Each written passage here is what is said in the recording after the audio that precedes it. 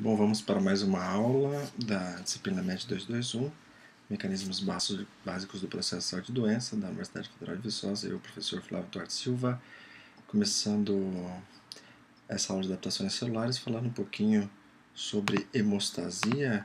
A gente pode imaginar a célula como sendo um corpo em inércia, por exemplo, dentro de um veículo, e essa célula possui todo o seu aparato celular especificamente dirigido e especializado para exercer uma determinada função, e quando existe uma perturbação extrínseca que faz com que a célula tenha que mudar essa função, por vezes mudar de intensidade uma função que ela já exerce, ou mesmo mudar a qualidade da função, essa célula ela tende a se adaptar. E é sobre isso que esse capítulo fala. Então a gente pode imaginar que a célula, nesse estado de hemostasia, existe um estímulo, um estresse extrínseco que leva à adaptação celular, sendo que essa adaptação ela pode ser efetiva, voltando a célula para um estado de hemostasia, e talvez em um patamar diferente do inicial, ou a adaptação pode ser insuficiente e o que sobrevém é a lesão celular, que pode ser reversível ou irreversível. E nesse caso, leva à morte celular, seja por um mecanismo de necrose ou apoptose. Então, as adaptações são respostas estruturais, da estrutura celular e tecidual, e também da função a estresses fisiológicos mais excessivos e alguns estímulos patológicos. E quais são as adaptações possíveis? Vamos explicando adaptação por adaptação. A hipertrofia é um aumento do volume celular e, consequentemente, do tecido composto por determinada célula. A hiperplasia é um aumento no número de células. A atrofia é uma redução do volume e do número de células, e a metaplasia, uma mudança do fenótipo celular. Então, vamos passar por casos radiológicos em que esses estados adaptativos eles são bem exemplificados, o que pode trazer informações novas até para o conhecimento patológico, ver novos casos correlacionados com a clínica e trazer novos conhecimentos à patologia que já foi aprendida por vocês. Então, o primeiro caso é um paciente do sexo masculino, de 34 anos, com dor torácica em caráter de aperto, induzida pelo exercício, acompanhada de espinéia e náuseas, com uma duração de aproximadamente 5 minutos e melhora com repouso. Exame físico normal, enzimas normais. Foi solicitado ecocardiograma com inversão de onda T maior que 10 milímetros e, posteriormente, ecocardiograma e ressonância magnética cardíaca. Do ponto de vista clínico, um paciente do sexo masculino jovem, com uma dor que tem características semiológicas compatíveis com dor isquêmica, angina, e essa angina está relacionada com a atividade física, então uma angina estável que decorrente de um desbalanço entre o consumo de oxigênio e, do outro lado, da oferta de oxigênio. Esse desbalanço pode ser decorrente de um aumento de consumo excessivo à capacidade de um vaso normal suportar, ou um aumento normal do consumo de oxigênio durante a atividade física em um vaso doente que não consegue suportar esse aumento mesmo dentro dos limites fisiológicos. A inversão da onda T sugere esse aspecto, uma doença específica que tem essa história típica. Interessante observar as enzimas normais, o que se correlaciona com uma dor que ainda não levou à lesão celular direta. Caso tivesse levado, os indícios seriam dados por elevação das enzimas intracelulares, sejam as enzimas gerais ou inespecíficas, como CK, ou mais específicas, como CKMB.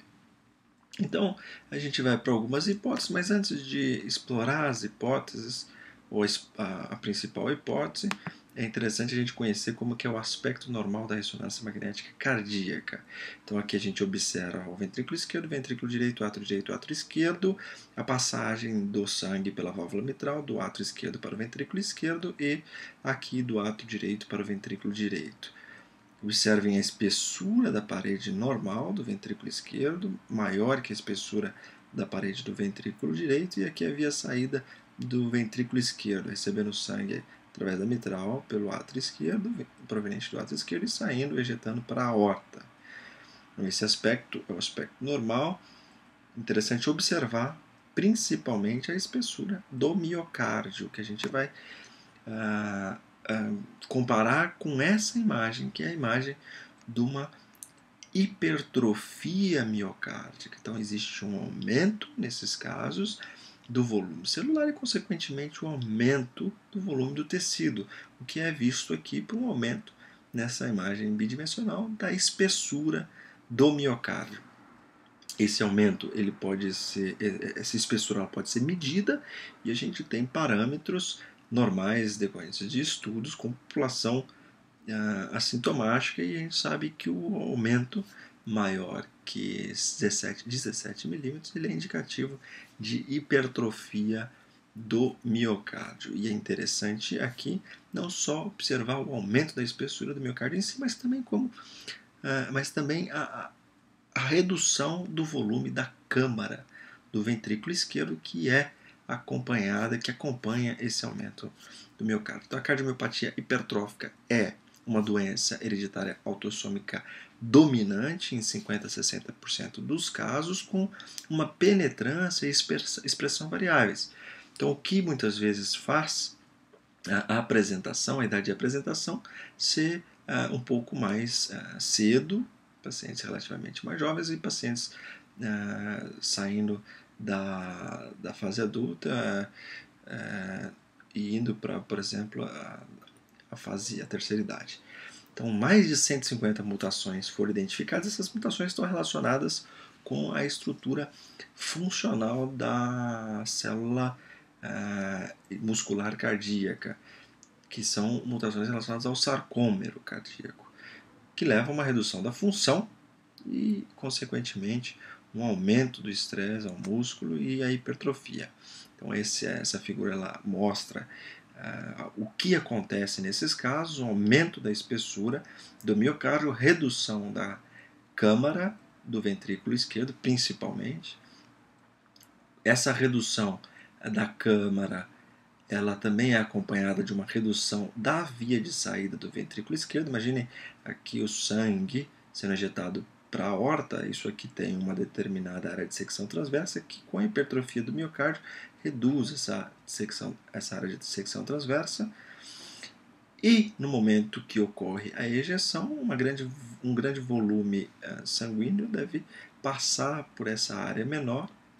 Para isso, tem que aumentar a velocidade. E esse aumento da velocidade provoca uma retração do folheto anterior da válvula mitral, e essa retração, ela consequentemente é acompanhada de uma insuficiência da mitral. Vocês imaginam que nesse período a válvula mitral deveria estar fechada, com esse folheto retraído superiormente. Como ele é puxado por esse fluxo de alta velocidade nessa região, isso provoca uma regurgitação para o átrio esquerdo, e essa regurgitação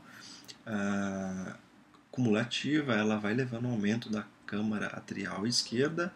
Essa distensão da câmara atrial esquerda pode provocar alterações do sistema de condução e arritmias, ou mesmo turbilhonamento sanguíneo e formação de trombos com consequente embolia. Essa hipertrofia do miocárdio ela pode ser mais simétrica, pode ser mais assimétrica, existe uma classificação e não vale a pena detalhar, mas vejam, o interessante é sempre observar um aumento excessivo da espessura do miocárdio com redução da câmara cardíaca e todas as consequências que isso provoca. Aqui mostrando mais um corte com os dois ventrículos, aqui o ventrículo direito, uma parede menor em relação à parede do ventrículo esquerdo, um corte axial das câmaras ventriculares, aqui um corte longitudinal da câmara ventricular esquerda, e com a espessura do miocárdio, que é uma espessura maior que a gente viu, por exemplo, naquele exame de ressonância magnética, que foi mostrado como parâmetro normal. No entanto, não chega a ser da espessura deste caso aqui, por exemplo, que é maior que 17 milímetros e aqui menor. E o mais interessante é a gente não só medir a espessura do miocárdio, mas também correlacionar essa espessura com o volume da câmara ventricular. Veja, nesse caso, apesar do aumento da espessura em relação ao caso um parâmetro normal, não existe redução da câmara ventricular. E já nesse caso, com cardiomiopatia hipertrófica, existe tanto aumento da espessura da parede ventricular, miometrial, quanto a redução da câmara desse ventrículo. Agora, passando para um outro caso, paciente de 24 anos com aumento progressivo dos ângulos da mandíbula há 6 anos. A queixa é esse aspecto quadrado do rosto, uma queixa, nesse caso, que foi essencialmente estética. Vejam, à esquerda, uma imagem de tomografia computadorizada no paciente parâmetro normal, e aqui a tomografia desse paciente nosso mostrado no caso. Observem na tomografia a alta densidade óssea, aqui da maxila, aqui dos ramos mandibulares, direito e esquerdo, aqui do atlas e do dente do áxis. Observem a densidade baixa do ar e da gordura, aqui o subcutâneo, aqui a pele, e vejam a densidade intermediária do músculo, a densidade chamada densidade de partes moles. Observem que no nosso paciente em questão existe um aumento do volume da musculatura da mastigação, que principalmente do masseter e dos pterigóides laterais, e esse aumento é decorrente de uma hipertrofia desses músculos. E por que esses músculos hipertrofiaram? Aqui já não é mais uma causa genética, e sim um fundo psiquiátrico, um fundo psíquico, com perturbações, às vezes relacionadas à depressão, ansiedade, que levam estímulos com frequência noturnos à musculatura da mastigação, com uma percepção clínica que se faz por um ranger noturno, que é o bruxismo, e esses pacientes com todo esse fundo psíquico acabam por desenvolver muitas vezes essa hipertrofia muscular da mastigação. Veja, aquilo visto na tomografia computadorizada, agora na ressonância magnética. A gente identifica aqui sequências de ressonância magnética, que a gente vai identificar qual foi essa sequência, qual foi a ponderação, o peso que foi utilizado para a obtenção dessa imagem. E essas sequências elas mostram o mesmo aspecto de hipertrofia muscular. Vejam aqui nesse músculo que a gente vai acabar discutindo agora. Então veja qual é essa sequência. Primeiro a gente observa a substância cinzenta, que tem um sinal mais baixo que o da substância branca. Portanto, qual é a sequência que tem a substância cinzenta, um sinal mais baixo que a substância branca, e além disso o líquor aparece escuro. Essa sequência são as sequências T1. As sequências T1, além desse aspecto, o outro aspecto é a gordura com bastante sinal, um hipersinal em relação aos demais tecidos. Então tudo isso identifica a sequência como T1. Tomem cuidado, atualmente as sequências T2 são feitas com um tempo de eco efetivo, e para entender melhor isso, as sequências T2 fecha-espinheco, que são utilizadas atualmente, elas também podem mostrar a gordura, por exemplo, do subcutâneo com hipersinal. Então não se detenham a esse sinal simplesmente para identificar a sequência. Correlacionem principalmente o sinal da substância cinzenta, da substância branca e do líquor, que você vai conseguir identificar de maneira mais eficiente. Então o que a gente observa aqui, além da substância cinzenta? A substância branca, aqui os lobos frontal, temporal, aqui o corno anterior, e o início aqui do átrio do ventrículo, dos ventrículos laterais. Área de baixo sinal periférica, na cabeça é a calota craniana. E vejam que a gente consegue, em alguns pontos, identificar uma linha de sinal mais elevado entre uma camada de baixo sinal e outra camada mais externa de baixo sinal. Isso aqui é nada mais, nada menos do que a tábua interna de baixo sinal, e o osso cortical, que tem baixo sinal em todas as sequências, a tábua externa, também com baixo sinal, por ser um osso compacto, e entre as duas o espaço diploico, que contém medula óssea. A medula óssea ela contém bastante gordura e por isso fica com sinal elevado, sequência padrão T1.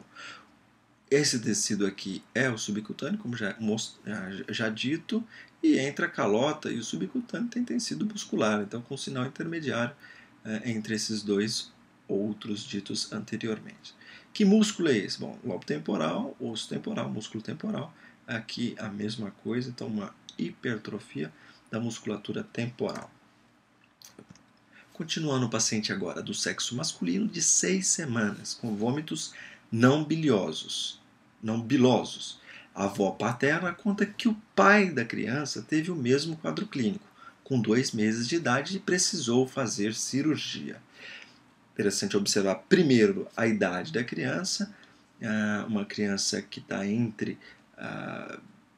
saiu do período neonatal e está iniciando o período de lactente. Ela passou então aí algumas semanas sem sentir nada, né? O que fala contra, nesses casos, pensando já em fator obstrutivo, algum fator obstrutivo que tenha vindo lá desde do nascimento. É algo que surgiu agora. Além disso, o sexo masculino e especificamente o período que está ocorrendo essa queixa, eles são bem indicativos de uma doença que também está relacionada à hipertrofia e que também tem um fundo genético que é representado nesse caso por uma semelhança de quadro clínico apresentado pelo pai dessa criança. O fato de ter vômitos não biliosos, obviamente, mostra para nós que se é um fator obstrutivo a causa do vômito, esse fator obstrutivo ele ocorre anteriormente à segunda porção do denal ou, mais especificamente, anteriormente à grande papila ou papila de Vater.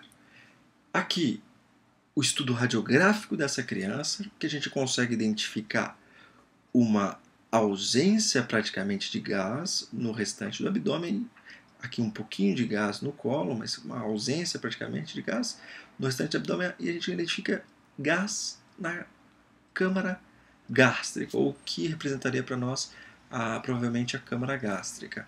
A questão aqui fica da interpretação, se vamos interpretar isso como um sinal da dupla bolha ou como uma distensão simples da câmara gástrica. Vejam, o sinal da dupla bolha ele representa uma distensão da câmara gástrica, mas também uma distensão do duodeno, principalmente da primeira e segunda porções.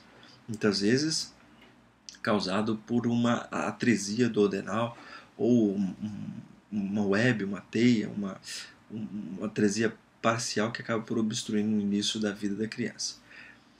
Nesse caso, o ponto de constrição entre as duas bolhas é o piloro. E a gente sabe que o piloro ele fica à direita da transição L2-L3. Então, essa constrição que a gente observa aqui, ela não pode ser o piloro.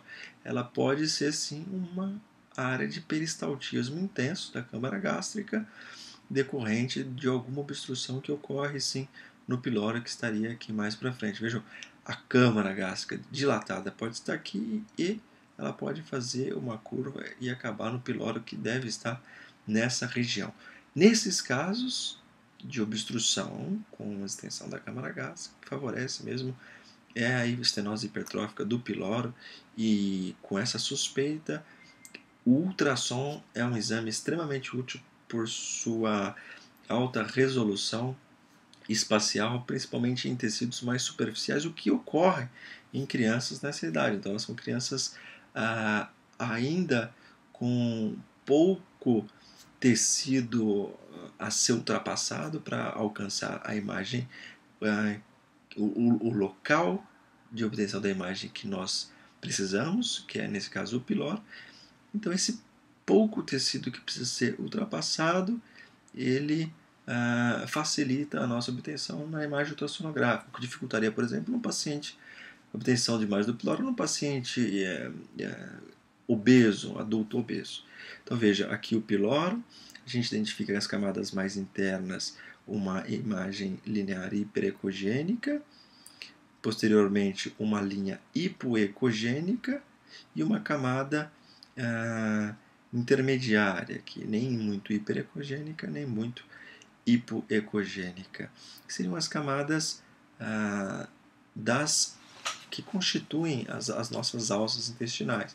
Então, as camadas mais internas, a mucosa e submucosa, aqui a muscular mucosa, desculpa, a mucosa ficaria provavelmente essa linha interna, a muscular mucosa é essa linha pretinha mais interna, depois a submucosa, posteriormente as camadas musculares, e aí a gente não identificaria a serosa com tanta facilidade.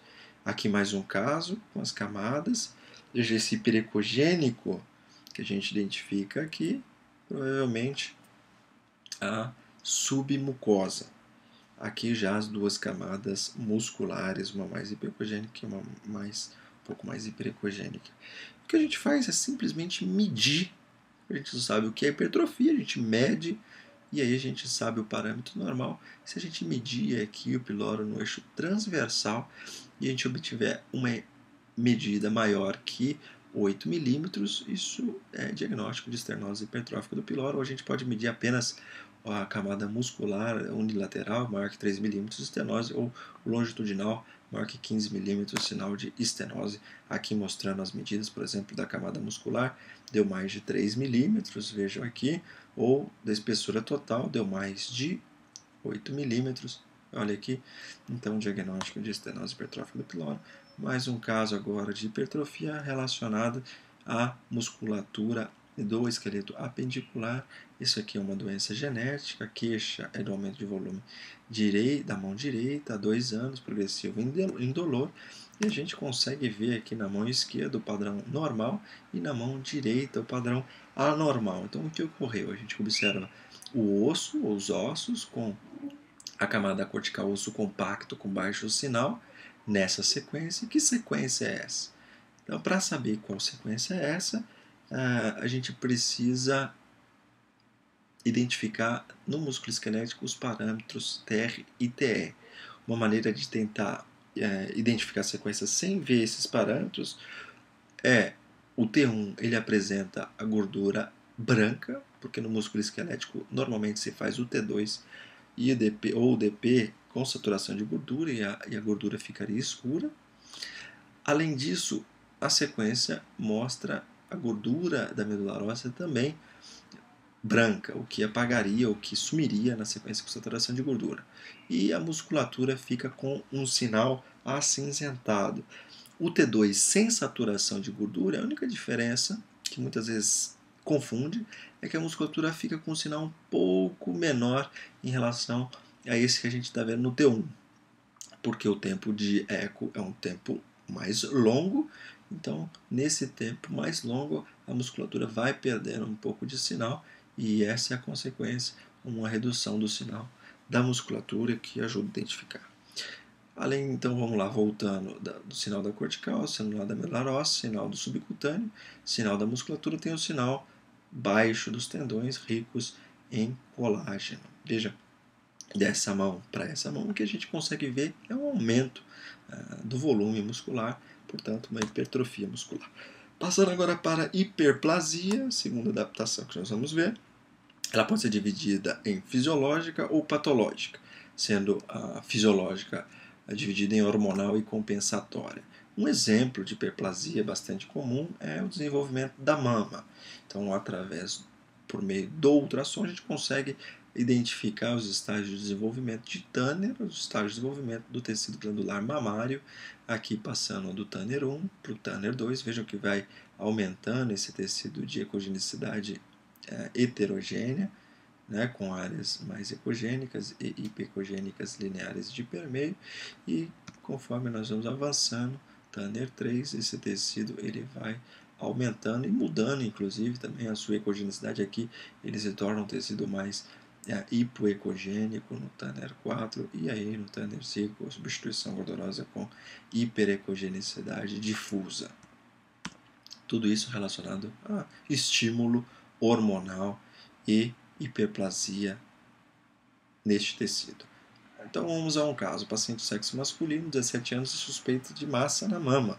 Sexo masculino, massa na mama com essa idade, é frequente ginecomastia. Isso é mais acentuado à direita. Vejam tecido glandular hipoecogênico retroareolar, compatível com hiperplasia do tecido mamário em paciente do sexo masculino e ginecomastia. Desenvolvimento do endométrio, mais um exemplo de hiperplasia. Vejam a avaliação uterina, uma breve revisão da avaliação uterina.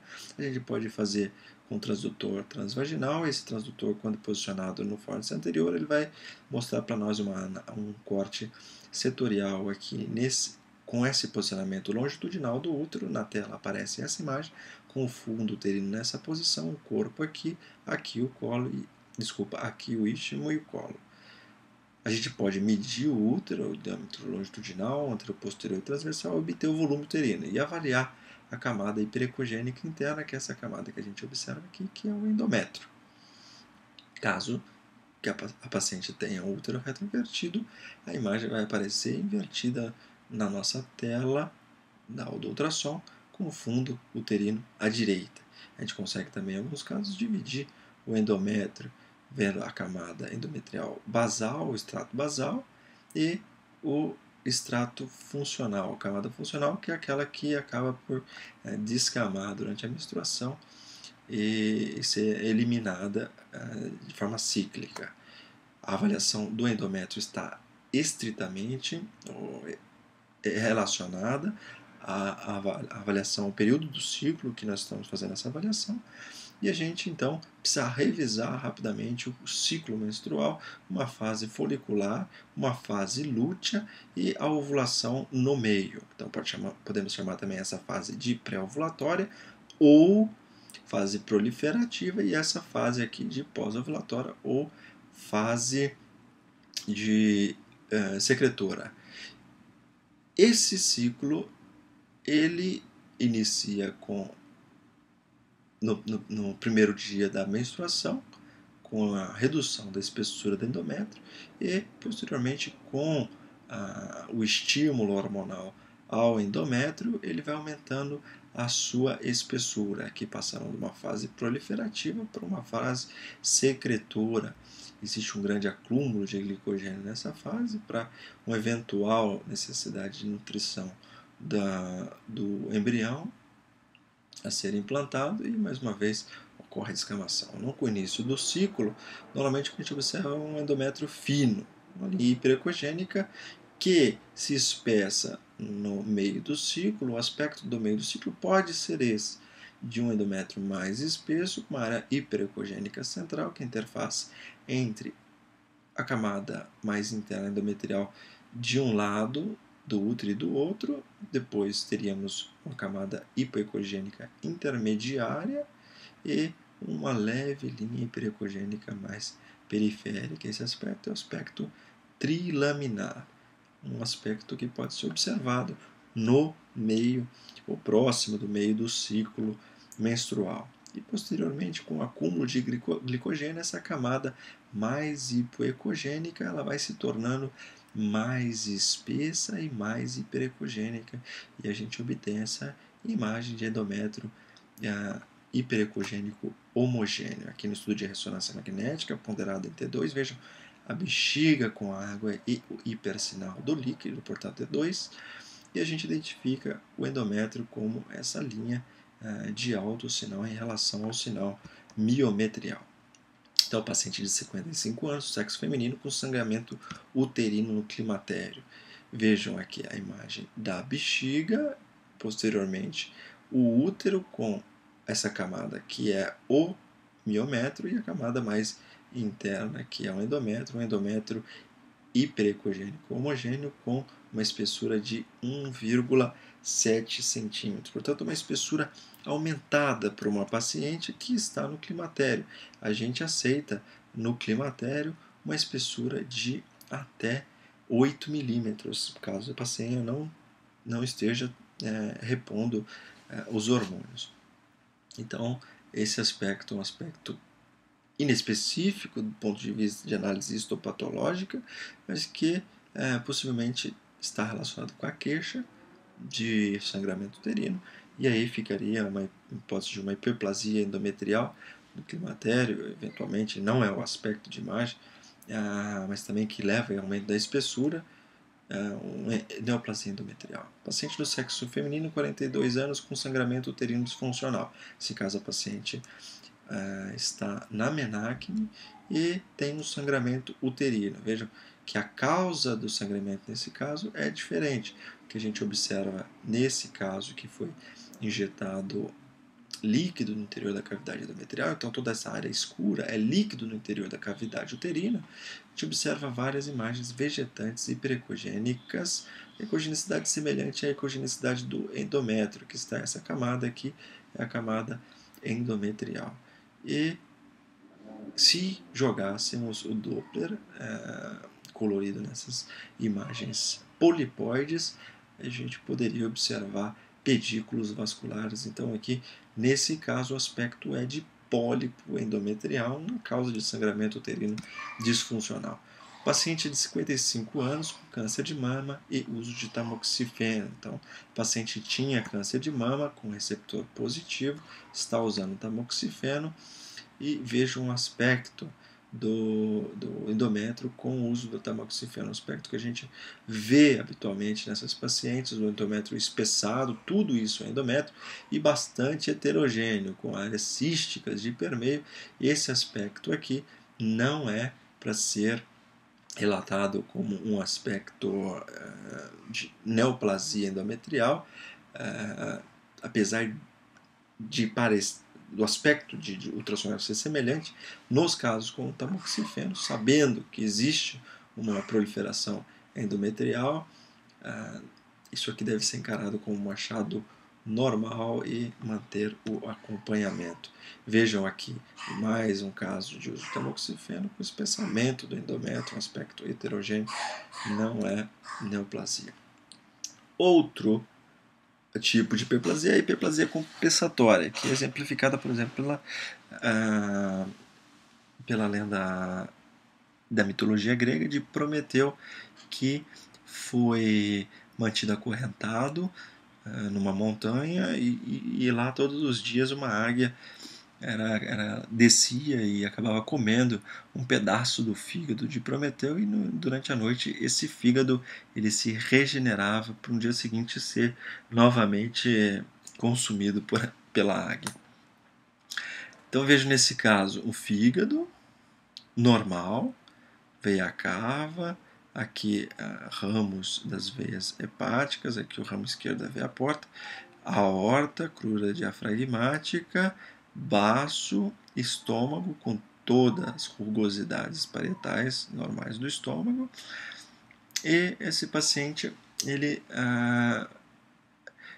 esse paciente sofreu hepatectomia parcial e foi deixado apenas um pequeno o que corresponderia a essa porção aqui do fígado. Vejam, essa porção do fígado foi deixada, e vejam como esse segmento hepático ele aumentou desse exame para esse exame. Isso é um período curto, isso em consequência da hiperplasia compensatória. Um outro exemplo de hiperplasia compensatória seria, por exemplo, em pacientes que nascem com rim único. O rim que desenvolveu durante o período embrionário ele é mais volumoso do que um rim normal, isso em consequência do aumento do número de néfrons, do aumento do número de células, portanto uma hiperplasia compensatória. Então, mais um caso, paciente masculino, 8 anos, com investigação por infecção do trato urinário, uretrocistografia miccional normal. Então não teve refluxo na uretrocistografia, aqui mostrando um corte longitudinal do rim esquerdo, um corte longitudinal do rim direito, vejam o parênquima renal com o córtex e as pirâmides renais, aqui as colunas renais, né, essa área hipercogênica entre as pirâmides, e vejam o rim esquerdo. A gente não consegue identificar uma morfologia semelhante ao que a gente conseguiria identificar desse lado. A gente consegue simplesmente ver imagens císticas que parece que se comunicam e acabam por comunicar com essa imagem mais central cística. Esse caso aqui é de um rim displásico multicístico, e vejam que o rim contralateral desse paciente, ele não está mostrado aqui, ele é maior do que um rim normal para a idade deste paciente. Então, portanto, desse lado houve uma hiperplasia compensatória, uma vicariase. Então, mais um caso, paciente do sexo masculino de 3 anos com história de polidrâmino. Hipoglicemia neonatal, aumento do lado esquerdo do corpo. Essa é uma história de uma síndrome não tão frequente, que ela cursa com achados radiográficos que podem ser exemplificados aqui. Então a gente observa uma assimetria dos membros, com o lado esquerdo do corpo maior do que o lado direito. Vejo que tanto a componente de partes moles quanto os ossos, eles são maiores do lado esquerdo. E vejam, esses pacientes costumam ter uma língua grande, uma macroglossia, e muitas vezes alterações da mandíbula.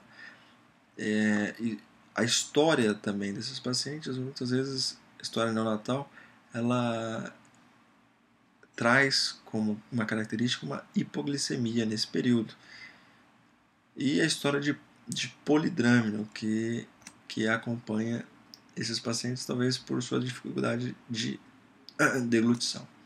Então é a síndrome de Beckwith-Wiedemann. A maioria dos casos são esporádicos, 15% autossômica dominante, relacionada ao braço curto do cromossomo 11, maior risco de desenvolvimento de neoplasias, principalmente do tumor de Wilms. Agora, a atrofia, dividida também em fisiológica e patológica. E a patológica é relacionada a algum desses fatores. Então, assim, primeiro, lembrar que o músculo ele tem um trofismo normal que depende do tônus do músculo, então de uma determinada carga de estímulos que ele recebe, estímulos nervosos, uma determinada quantidade de estímulos num determinado tempo.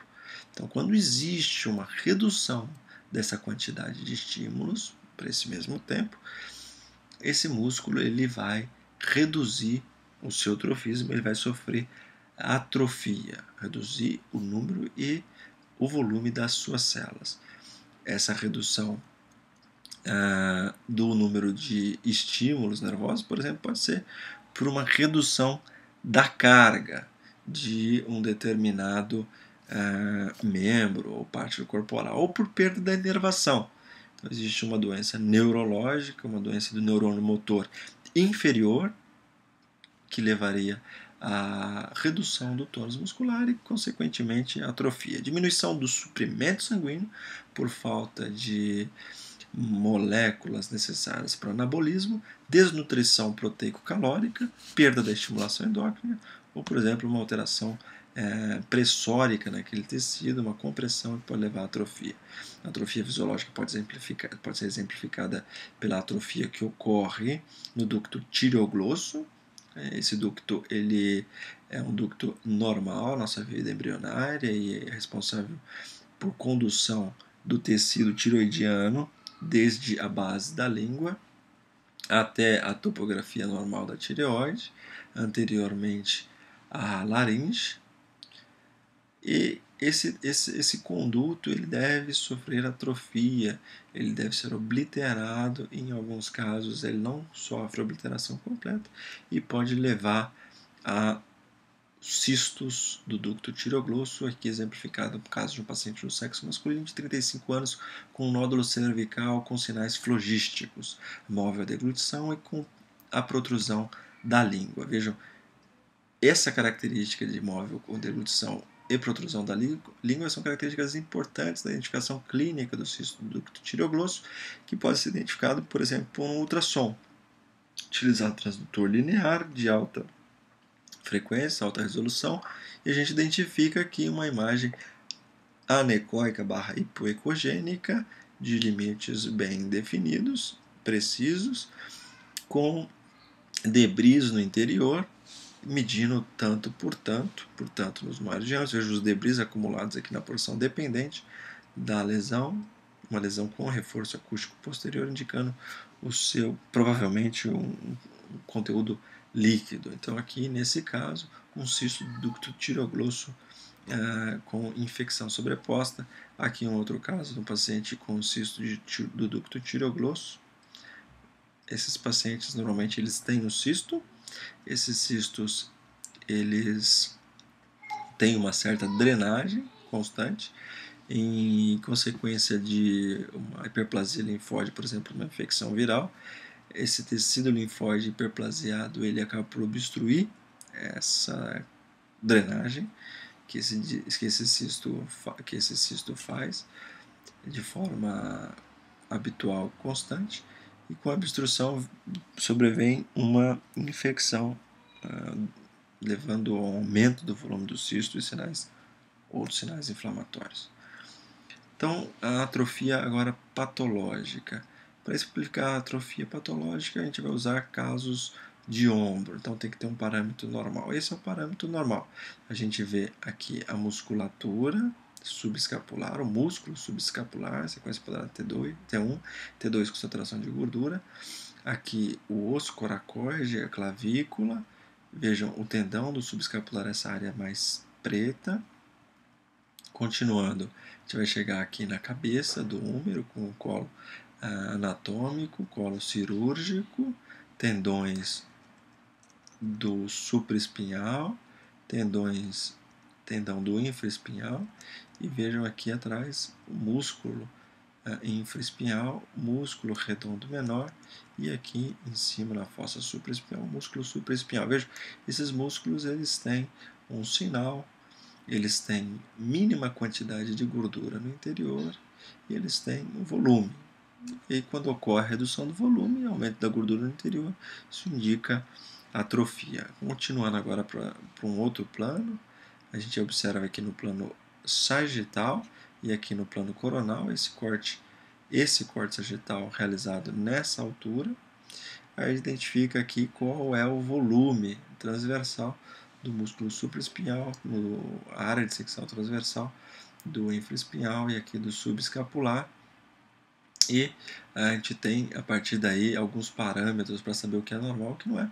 O normal é passando uma linha sobre esse Y, que é formado aqui pela margem superior da escápula e aqui a espinha da escápula, fossa supraespinhal, esse Y, passando uma linha pelas corticais superiores. O músculo normal ele ultrapassa essa linha, como exemplificado aqui. E quando ele não ultrapassa, existe uma atrofia leve. Quando ele não encosta, tem uma concavidade superior, uma atrofia moderada. E quando existe pouco tecido muscular nessa região, uma atrofia acentuada, e os parâmetros podem ser semelhantes para o infraespinhal. Nesse caso aqui há uma rotura do tendão supraespinhal. Com a rotura, o músculo ele passa a não ter carga. Se ele não tem carga, ele vai sofrer atrofia. Essa aqui seria a principal causa de atrofia na musculatura do manguito rotador. Seriam as roturas tendíneas que levariam à redução de carga. Vejam aqui nesses dois casos, uma sequência ponderada em T1, outra sequência ponderada em T1 em outro paciente, músculo supraespinhal, subescapular, infraespinhal, supraespinhal, infraespinhal e subescapular. Esse músculo com um pouco mais de volume que esse músculo. Mas vejam que essa diferença ela é de todos os músculos aqui avaliados, né? Talvez uma alteração constitucional. Para mostrar que isso não era tão constitucional, sim, foi avaliada a espectroscopia, que mostra esse pico aqui. Ó. A espectroscopia é um exame que ele identifica em um espectro, em frequências que são medidas em partes por milhão, ele identifica onde se localizam as nossas macromoléculas. Aqui, por exemplo, a água, esse pico maior, e aqui, por exemplo, os lipídios. E a gente sabe disso pela localização no espectro. Vejam que nesse paciente aqui existe um pico de lipídio pequeno e aqui nesse paciente existe um pico de lipídio grande. Portanto, existe substituição gordurosa. Seria aí um estágio bem precoce de identificação de alteração desse músculo. Vejam que com a evolução dos casos isso fica mais fácil identificado mesmo na sequência sem espectroscopia, com a redução do volume do músculo e gordura no interior do músculo. Como é que eu sei que isso é gordura no interior do músculo? Bom, essa sequência é ponderada em T1, a gordura, vejam, ela tem hipersinal, aqui dentro o sinal semelhante ao que a gente observa nos demais pontos gordurosos, portanto, gordura. Se existir ainda alguma dúvida, o que seria pertinente, você observa as sequências com saturação de gordura.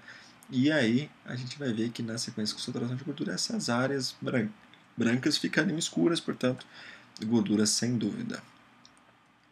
Vejam que nesse caso já há um pico na espectroscopia bem mais acentuado de lipídios. Outra causa da atrofia é a perda da inervação.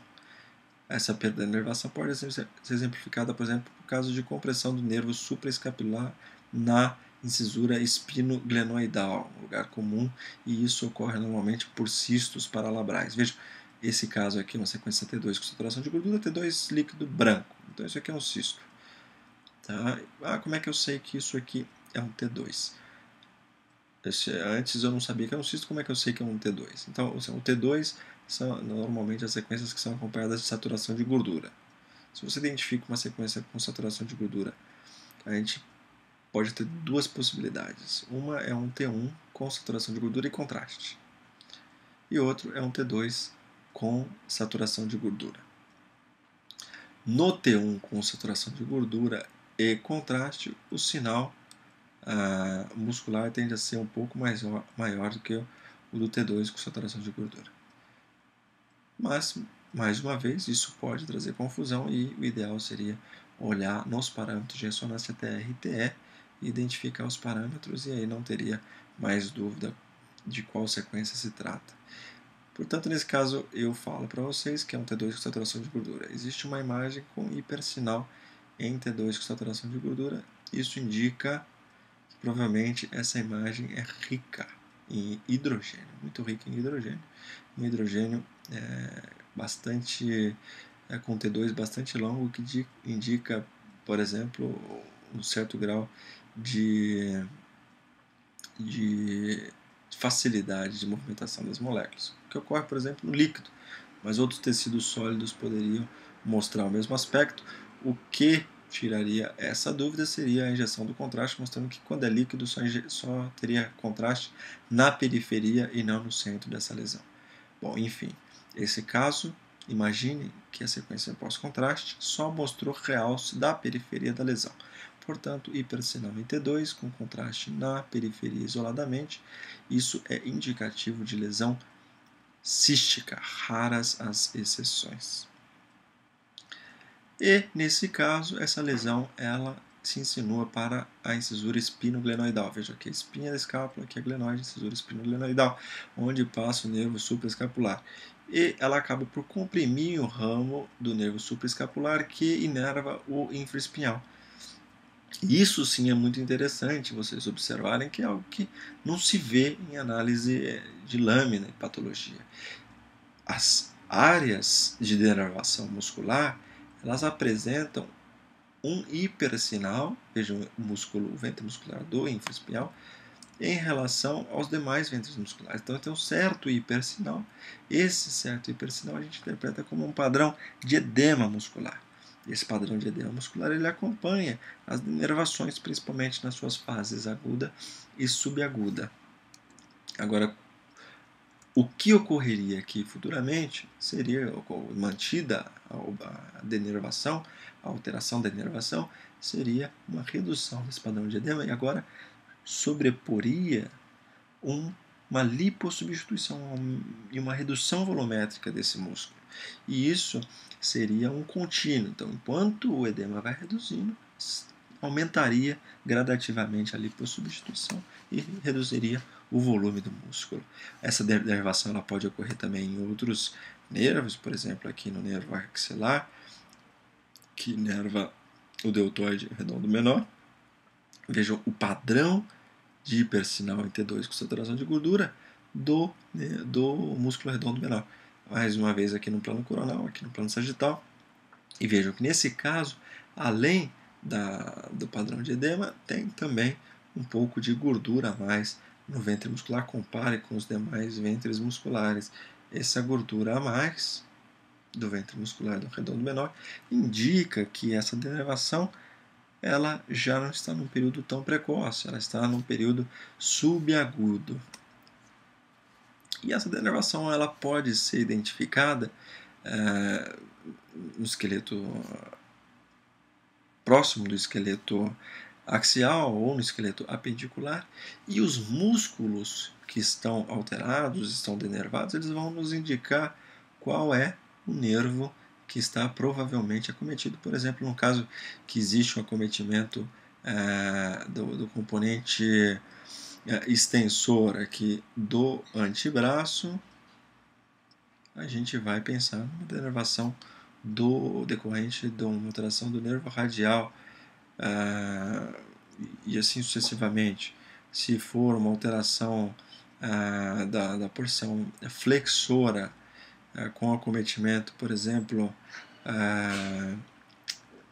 do pronador, quadrado distal, supinador, etc., a gente vai pensar numa alteração do nervo mediano. E assim é só a gente olhar quais são os músculos que são nervados por um determinado nervo, e se esse conjunto de músculos estiver alterado, é provavelmente porque existe alteração daquele tronco nervoso.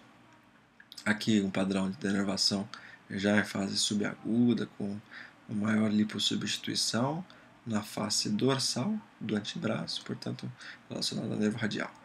E isso também aí no membro pode ser identificado no membro inferior, sabendo os agrupamentos musculares de cada nervo, a gente consegue identificar essas alterações. Então, aqui para exemplificar, o paciente do sexo feminino de 9 anos com herniorrafia inguinal esquerda, dor na coxa esquerda. Vejam, a coxa direita, a coxa esquerda, existe uma alteração de sinal da musculatura do compartimento anterior da coxa, com uma redução volumétrica desses músculos.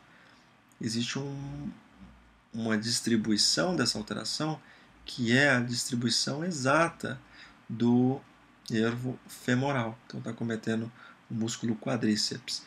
Então, se existe esse padrão, com cometimento do músculo quadríceps, e tudo indica que deve existir alguma alteração desse nervo.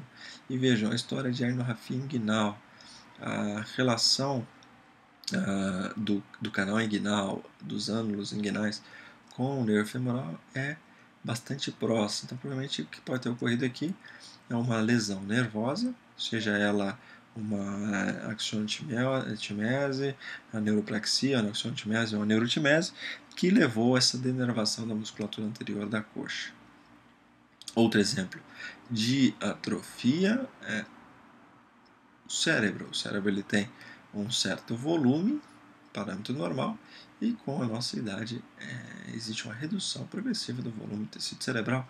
Portanto, atrofia, vejo aqui o parâmetro normal, e aqui um aumento mais dos sulcos, com redução da espessura dos giros, isso indicando atrofia. Vamos lá, continuando, agora a atrofia na parte ginecológica. Vejam o endométrio do climatério e o endométrio proliferativo. Aqui jamais o endométrio até secretor, um endométrio secretor, um paciente no MENAC. Vejam, essa diferença da espessura do endométrio é decorrente da atrofia, até mesmo a atrofia parcial do extrato basal ou da camada basal endometrial. Agora, na próxima aula, a gente vai continuar com necrose. Muito obrigado. Tenham bons estudos. Até logo e até a próxima aula.